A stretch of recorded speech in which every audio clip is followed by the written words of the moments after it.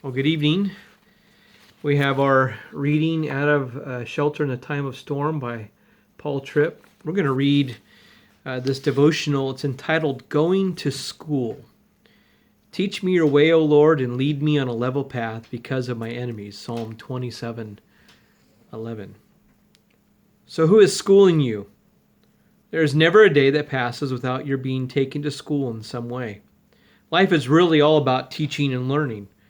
And there's a way in which neither stops from the first day until the last day of your life. So perhaps one of the most important diagnostic questions that each of us should be asking is this: do I approach life as a student?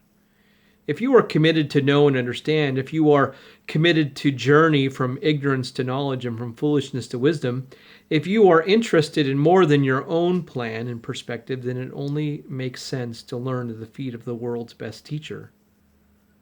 Who could know more and be wiser than the one who put the universe into motion? Who presently holds it together and who controls its destiny?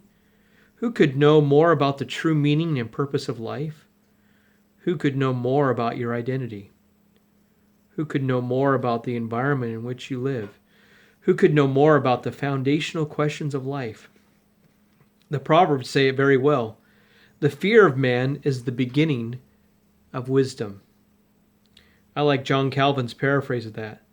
Quote, there is no knowing that does not begin with knowing God. There can be no better place to go to school than to the university of the Lord, and there can be no better course of study than the way of the Lord. His way is wisdom, and wisdom requires understanding his way.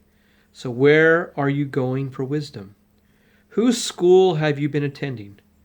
Who shapes your definition of the meaning and purpose of life?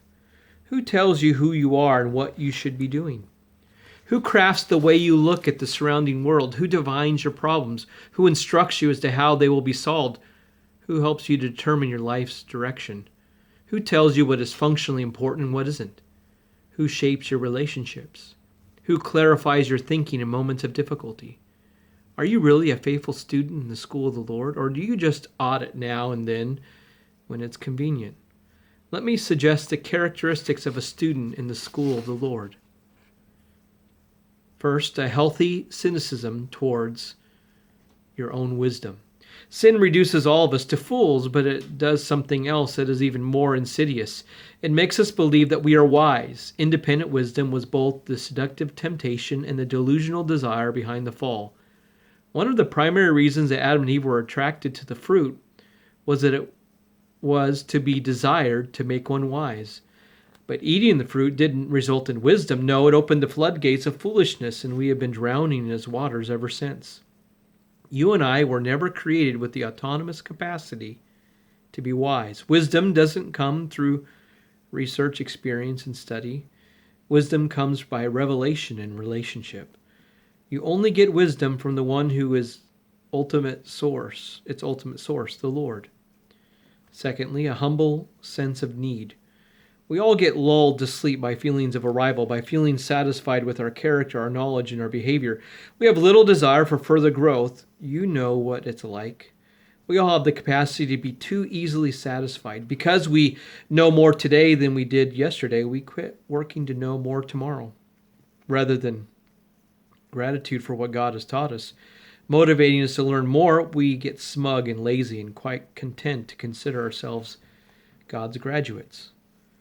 Thirdly, a willing and open heart.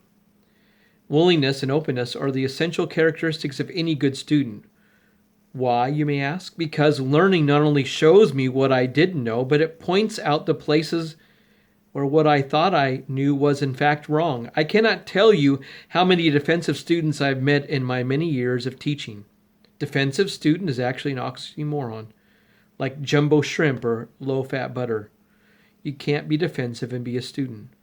You have to open up your heart. You have to be willing to be told that you are wrong. You have to submit yourself to someone who knows better and knows more. Defending what you know won't lead to either further or corrected understanding.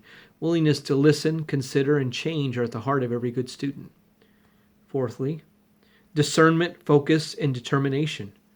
Discernment means that you have to make sure you are submitting yourself to qualified teachers. Paul says in Colossians 2:8 See to it that no one takes you captive by philosophy and empty deceit, according to human tradition, according to the elemental spirits of the world, and not according to Christ. Once you are sitting at the feet of those who represent the teacher of teachers, then continued learning takes focus. You live in a world of many voices. All of them are interpreting your world, and all of them are vying for the allegiance of your heart. And you have to remember that learning is a process, not an event. One truth opens the doorway to another truth. One truth functions as an interpreter of a truth previously introduced but now understood more fully. Learning is a lifelong process, and because it is, it requires perseverance. Fifthly, commitment to act in what you are learning. Any seasoned teacher will tell you that the real learning takes place after the students leave the classroom and practice what they've been taught.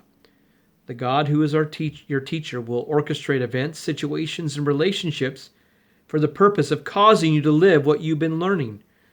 Life is his classroom, and in every new location and on each new day provides a rich and God-given environment to understand more deeply and to live more wisely.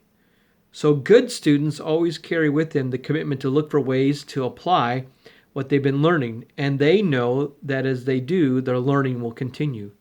By God's grace, we haven't been left to our own wisdom. We have been brought into a personal communion with the one who is the source of everything that's wise and true.